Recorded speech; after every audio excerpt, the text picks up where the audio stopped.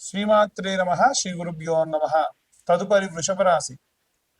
మార్చి ఆఖరి వారం నుండి ప్రారంభమై ఏప్రిల్ మొదటి వారం ఆఖరి వరకు కూడా చూసుకుంటే గ్రహ సంచారంలో ముఖ్యంగా రాహుగ్రహ సంచారము ఈ వృషభ రాశి వారికి 12వ స్థానం నుండి 11వ స్థానానికి వెళ్ళడం, అలాగే శుక్రగ్రహ సంచారం దశమ స్థానం నుండి ఏకాదశ స్థానానికి చేరడం వలన కాస్త శుభ ఫలితాలు గోచరిస్తూ ఉన్నాయి.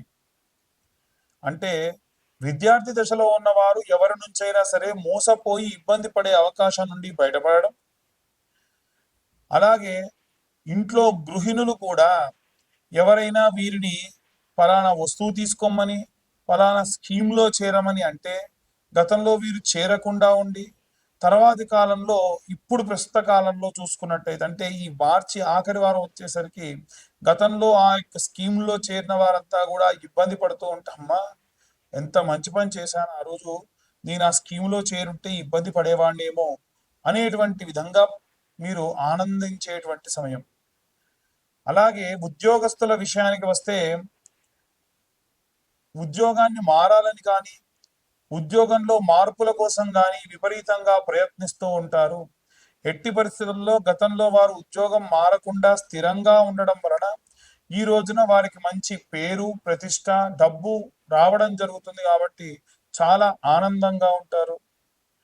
ఇక వ్యాపారస్తుల విషయానికి వస్తే వ్యాపారస్తులు తరచూ చాలా రకాలైనటువంటి డిస్ట్రిబ్యూటర్స్ తోని మాట్లాడడము, ఎంప్లాయీస్ తోని మాట్లాడడము ఇలాంటివి చేస్తూ ఉంటారు.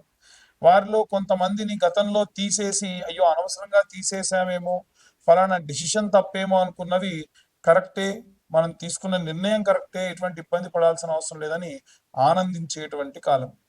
అలాగే ఎవరైతే పిల్లల దగ్గర లేకుండా వృద్ధాప్యంలో ఉన్నారో, అలాగే రైతులు, చేతి వృత్తులు, కుల వృత్తులు చేసేటువంటి వారికి కూడా మంచి ఆనందకరమైనటువంటి వాతావరణం అని చెప్పొచ్చు. వీరందరికీ సంబంధించి ఇవన్నీ చెప్పేటువంటివి గోచార రీత్యా చెప్పే విషయం. అంటే మన యొక్క రాశి మేషరాశి అయితే 12వ ఇల్లు, 11వ ఇల్లు ఏం జరుగుతుంది, 10వ ఇంట ఏం జరుగుతుంది, ఏ గ్రహ సంచారం ఉంది, దాని వలన ఎలాంటివి అనేటువంటివి చెప్పేటువంటి విషయం. ఇక ఇలా కాదండి, నా జాతకం పూర్తిగా తెలుసుకోవాలి అనుకుంటే కింద ఉన్న నెంబర్కి మీ పేరు, మీ డేట్ ఆఫ్ బర్త్, టైం పంపిస్తే 60 నుండి 70 పేజీలలో జాతకం పూర్తిగా మీకు అందించి విశ్లేషణతో మీకు జాతకం చెప్పడం జరుగుతుంది. ఇక అన్ని వర్గాల వారు ఎలాంటి రెమెడీస్ తీసుకోవాలి, ఎలాంటి మంత్రపఠనం చేయాలి అనే విషయాన్ని ఇప్పుడు మనం తెలుసుకుందాం.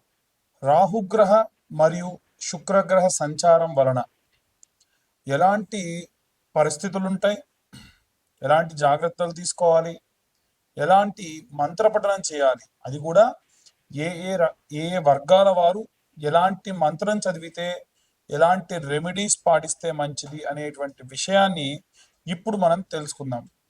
ప్రప్రథమంగా విద్యార్థి దశలో ఉన్నటువంటి వారికి సంబంధించిన విషయానికి వస్తే ప్రత్యేకమైనటువంటి శ్రద్ధ, ప్రత్యేకమైనటువంటి భక్తి అవసరం.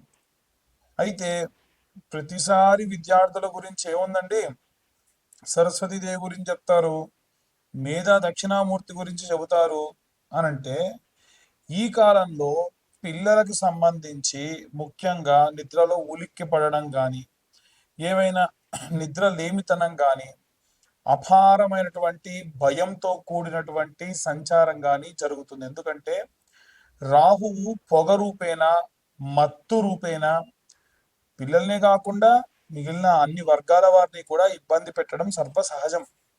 కాబట్టి ఇలాంటివి ఏవి కూడా కలగకుండా ఉండాలి అంటే ఎలాంటి రెమెడీస్ తీసుకోవాలి అని అంటే విద్యార్థులు హనుమాన్ చాలీసా లేదా ఆంజనేయ స్వామి యొక్క గాయత్రి చదవడం మంచిది.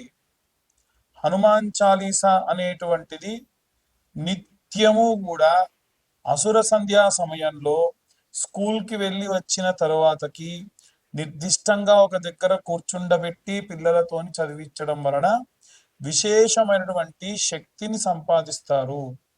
అయితే ఇప్పుడు నేను చెప్పేటువంటి విషయం ఏదైతే ఉందో ఈ యొక్క మార్చిలో ఉన్నటువంటి ఆఖరి వారంలో ప్రారంభమయ్యేటువంటి కాలం.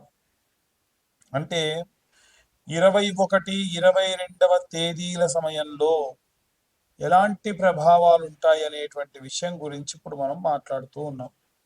అయితే గృహిణులు, స్త్రీల విషయానికి వస్తే మనకి అభిరామి స్తోత్రము అనేటువంటి స్తోత్రం ఉంటుంది. ప్రత్యేకంగా ఈ అభిరామి స్తోత్రమును తులసి దళములతో, చాలా మంది తులసి దళాలు అంటే ఆకులు తీసుకొస్తూ ఉన్నారు. దళం అంటే దానితో పాటుగా జతగా ఉండాలి. అలాంటి తులసి దళాలను తీసుకొని వచ్చి 108 తులసి దళాలతోని అమ్మవారికి ప్రత్యేకంగా స్తోత్రం చదువుతూ ఆరాధన చేయడం వలన, తర్వాత కాస్త నీడలో ఎండపెట్టినటువంటి ఆ యొక్క తులసిని పొడి చేసి నిత్యము ఆచమనం చేసే సమయంలో ఇంటి యజమాని చేత చేయించడం వలన విశేషమైనటువంటి శక్తి, భయాందోళన నుంచి దూరమయ్యే అవకాశం ఉంటుంది. ఉద్యోగస్తులకు సంబంధించిన విషయానికి వస్తే ఉద్యోగస్తులు ప్రత్యేకంగా గురుచరిత్ర పారాయణం కానీ, సుందరాకాండ పారాయణం చేయించుకోవడం మంచిది. హనుమాన్ లాంగూలా స్తోత్రము అని ఉంటుంది. హనుమాన్ లాంగూలా స్తోత్రము. హనుమన్నంజనీ సూతో మహాబల పరాక్రమ అని ప్రారంభమవుతుంది. ఆ యొక్క మంత్రాన్ని ఈ యొక్క ఉద్యోగస్తులు అలాగే వ్యాపారస్తులు నిత్యం అసుర సంధ్యా సమయంలో వినడం ప్రత్యేకమైన శక్తినిస్తుంది. ప్రత్యేక శత్రు వినాశనం కూడా జరుగుతుంది. అలాగే ఎవరైతే సినిమా రంగంలో ఉన్నటువంటి వారు ఉన్నారో వారు కనకదార స్తోత్రముతో పాటుగా రుద్రం నమకం చమకం అని మీరు కొడితే యూట్యూబ్లో కానీ స్పాటిఫైలో కానీ వస్తుంది. నిత్యం ఒకసారి అది వినడం విశేషంగా మంచిది. ఎవరైతే భూమికి సంబంధించి ఇబ్బంది పడుతున్న రైతులు కానీ, భూమి అమ్మాలి కొనాలి అనుకునేటువంటి వారు కానీ ఎవరైతే ఉంటారో వారు ప్రత్యేకంగా ఈ యొక్క నీలా స్తోత్రము అని ఉంటుంది, లేదా నీలా సూక్తము అని ఉంటుంది. భూసూక్తము, నీలా సూక్తము చదవడం కానీ వినడం కానీ చేయడం వలన నిత్యం భూమికి సంబంధించి అనుకూల పరిస్థితులు లభిస్తాయి.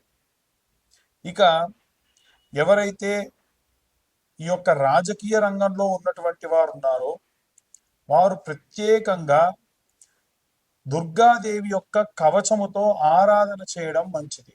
రైతులు, చేతి వృత్తులు, కుల వృత్తులు చేసేటువంటి వారు దక్షిణామూర్తి స్తోత్రము, కాలభైరవాష్టకము చదవడం మంచిది. అలాగే ఎవరైతే ఈ యొక్క పిల్లలు లేకుండా వృద్ధాప్యంలో ఉన్నారో వారు వీలైనంత వరకు కూడా ఈ యొక్క ప్రసన్న మహాకాళి దేవాలయానికి వెళ్ళి అమ్మవారి యొక్క ఆరాధన, అభిషేకంలో పాల్గొనడం మంచిది. ఇక ముఖ్యంగా చూసుకుంటే వివాహం కానటువంటి అమ్మాయిలకైతేనేమో ఏప్రిల్లో 7, 14, 21, 28వ తారీఖులలో అమ్మాయిల కోసం వరపాశుపతం, పెళ్లి కాని అబ్బాయిల కోసం కన్యాపాశుపతం నిర్వహించబడుతుంది.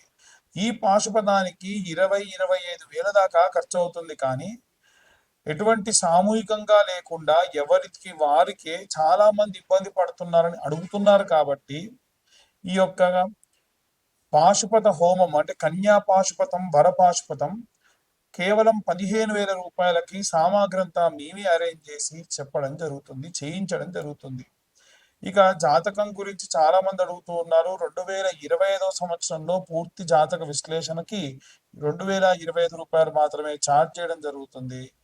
ఎవరికైనా ఇంట్రెస్ట్ ఉంటే కింద ఉన్న నెంబర్ కాల్ చేసి మీ పేరు, మీ గోత్రం, మీ ఇంటి పేరు, మీ పేరు నమోదు చేయించుకోవచ్చు. సర్వే జనా సుఖినో భవంతు. స్వస్తి.